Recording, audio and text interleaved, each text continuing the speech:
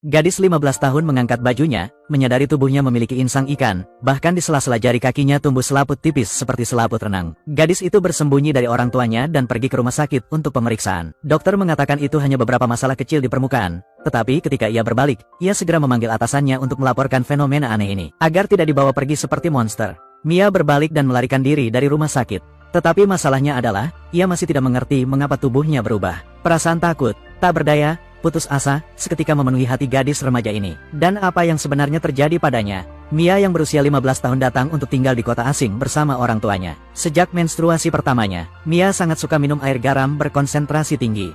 Dan kucing-kucing di lingkungan itu terus mengikutinya karena suatu alasan.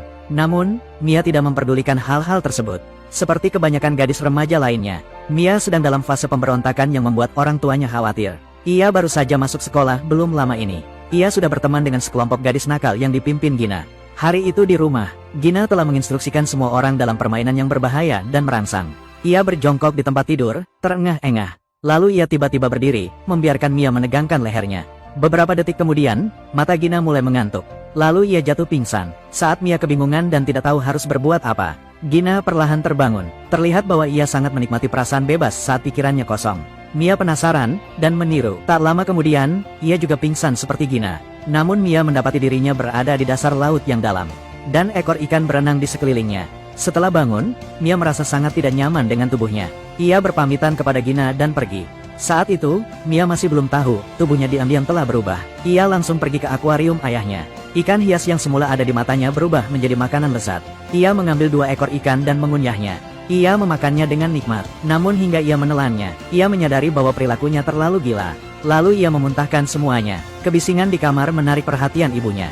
Mia tidak berani memberitahu ibunya tentang perilakunya yang gila. Ia hanya menemukan alasan untuk membiarkannya begitu saja. Namun pada malam hari, ketika Mia sedang mandi, ia ngeri mendapati jari-jari kakinya saling menempel. Selaput tipis di tengahnya persis seperti kaki katak yang berselaput. Ia segera kembali ke kamarnya dan mengunci pintu. Berniat untuk melihat lebih dekat apa itu. Tanpa diduga, ibunya mengetuk pintu. Ternyata ibunya bertanya kepada Mia mengapa 2 ikan mas itu hilang dari akuarium. Mia, yang merasa bersalah, tidak tahu harus menjawab apa. Maka ia terpaksa berbohong bahwa ia telah membuang ikan itu ke toilet. Ibunya tidak mengerti tindakan Mia dan menamparnya. Seketika, Mia merasa kesal dan disalahpahami. Di mata Mia, orang tuanya tampak tidak pernah benar-benar peduli atau memahaminya. Ia sibuk bekerja sepanjang tahun, sama sekali mengabaikan kesepian Mia. Karena hal ini, Mia menjadi gadis pemberontak seperti sekarang.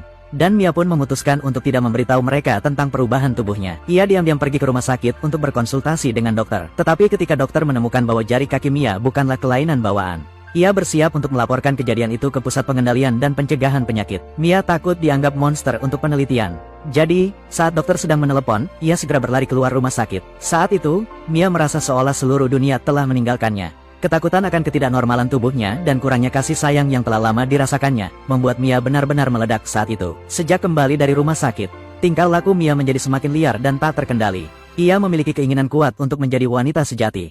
Oleh karena itu, ia belajar untuk berinisiatif berkencan dengan pria asing yang lebih tua. Berhadapan dengan seorang gadis muda yang sedang berada di puncak karirnya yang datang kepadanya. Pria yang bernafsu padanya hanya ingin melahap Mia. Namun ketika ia hendak melepas sepatu Mia, tiba-tiba menemukan memar di pergelangan kaki Mia. Mia ketakutan dan segera menutupinya dengan kaus kakinya. Dan ketika pria itu ingin maju, ia didorong ke tanah oleh Mia. Entah dari mana ia mendapatkan kekuatan sebesar itu.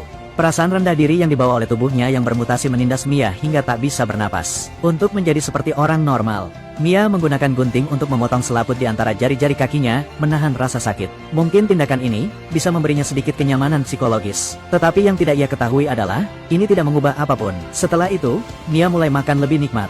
Ayah dan ibunya tidak makan sebanyak Mia. Dan Mia tampaknya telah menemukan kebahagiaannya sendiri, hanya bersama Gina dan teman-temannya. Bagi Mia, itu adalah kebahagiaan. Tetapi tidak lama setelah itu, Mia tiba-tiba merasakan ketidaknyamanan yang tidak biasa di tubuh bagian bawahnya. Ia pergi ke kamar mandi dan menemukan, tidak hanya pusarnya yang hilang, dan kakinya dipenuhi memar. Mia, dalam keadaan linglung, pulang dan tertidur. Baru keesokan paginya ketika ia bangun, ia menemukan kulit pahanya yang terkelupas berserakan di lantai. Mia takut orang tuanya akan mengetahuinya. Jadi dia segera mengambilnya dan menyembunyikannya di bawah tempat tidur. Lalu dia bergegas ke sekolah. Kebetulan, saat itu adalah kelas anatomi biologi. Guru meminta Mia untuk membedah ikan itu untuk mengetahui struktur dalamnya.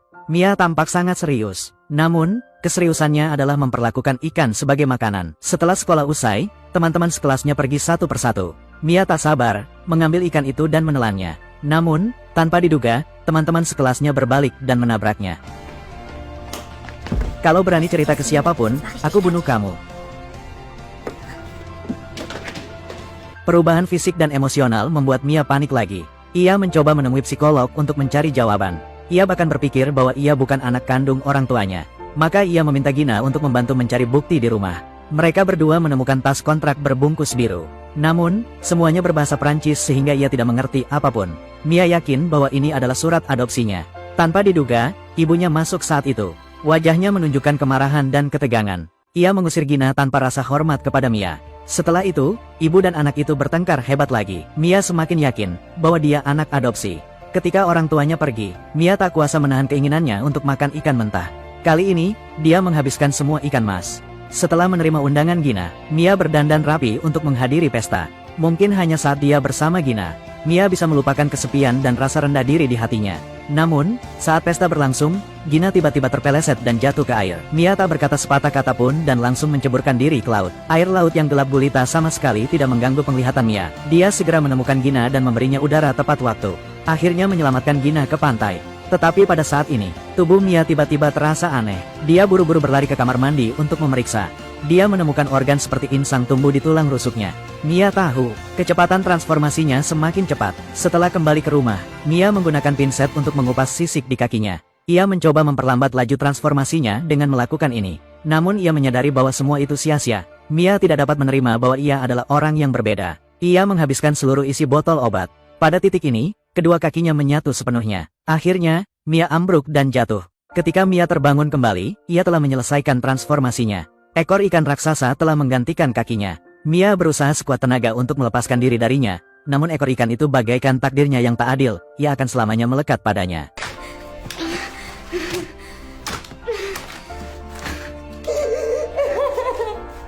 Akhirnya, Mia benar-benar putus asa. Rasa haus tubuhnya akan air membuatnya menyerah untuk berjuang. Ia membenamkan dirinya di dalam akuarium berisi air, dan barulah jiwa Mia dapat kembali damai. Pada saat ini, Mia akhirnya mengerti. Mungkin ia tak pernah menjadi bagian dari dunia ini. Ia menelepon dan menceritakan rahasianya kepada Gina. Saat Gina melihat Mia sekarang, ia begitu terkejut hingga tak bisa berkata-kata. Namun Mia tetap tenang. Setelah itu, Gina kesulitan memasukkan Mia ke dalam mobil. Ia tahu sudah waktunya Mia kembali ke dunianya.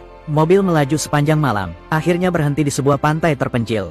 Mia menelepon orang tuanya dan mengucapkan selamat tinggal terakhir kepada mereka. Ibu. Aku merindukanmu, ibu dan ayah.